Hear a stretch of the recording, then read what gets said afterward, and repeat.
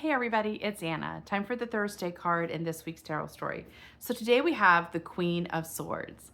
The Queen is the expansive principle of the court cards and also the feminine energy. And swords are connected to the mind. So they're about ideas and beliefs, strategies, paradigms, as well as communication.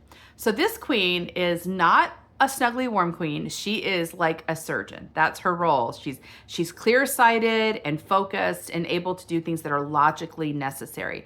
And she sits here on her throne with one hand stretched in welcome, but the other is holding the sword. And I think of her as the one that cuts away the stuff we don't need. So she acts like a surgeon, identifying what isn't working for us and removing it, right? So she's very precise and she's very logical, like I already said, right?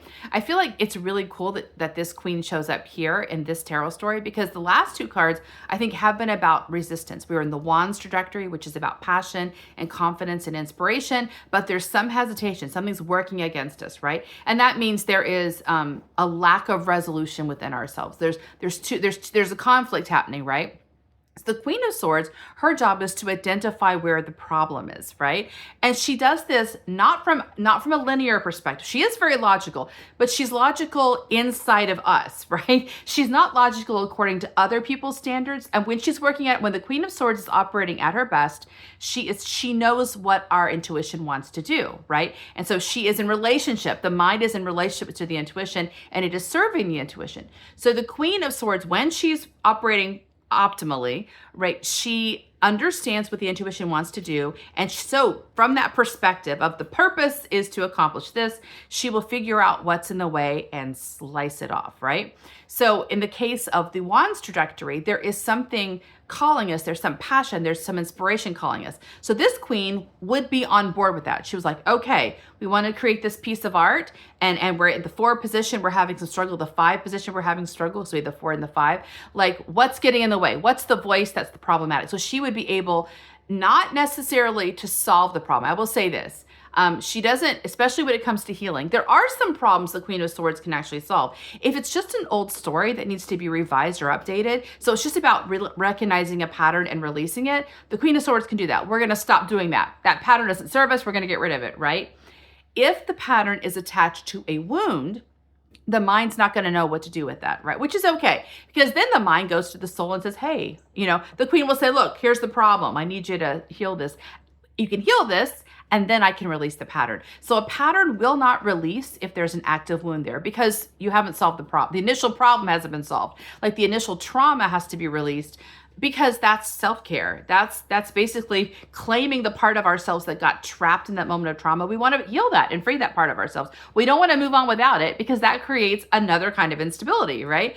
Ideally, as we expand, we keep calling back to ourselves different pieces of ourselves that we need for this part of our journey. And that's what this is about. Something is calling us. We've got this idea, this inspiration, this passion point, but we're hitting some kind of resistance, right? So the Queen of Swords can identify where the resistance is and maybe identify where it's coming from. And she can either cut the pattern free if it's just an old pattern that needs to be updated, or she can point out to us, this is where the problem is.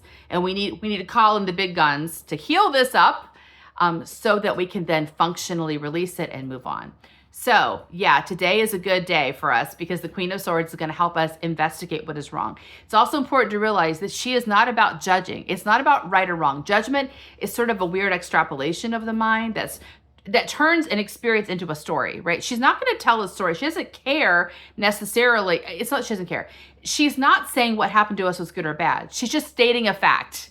You can't go forward because there's a block. We're not judging the block or judging ourselves, judging somebody else.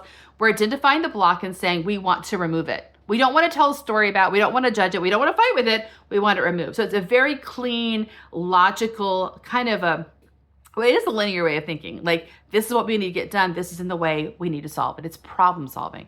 So yeah, bring some of this very stable, like very practical, but also it is very loving. She's not snuggly, like sweet and like the Queen of Cups might be, but this is very loving. It's very loving energy that's all about getting you unstuck. So yeah, see what you can do with the Queen of Swords today. See you tomorrow for our next one. Bye.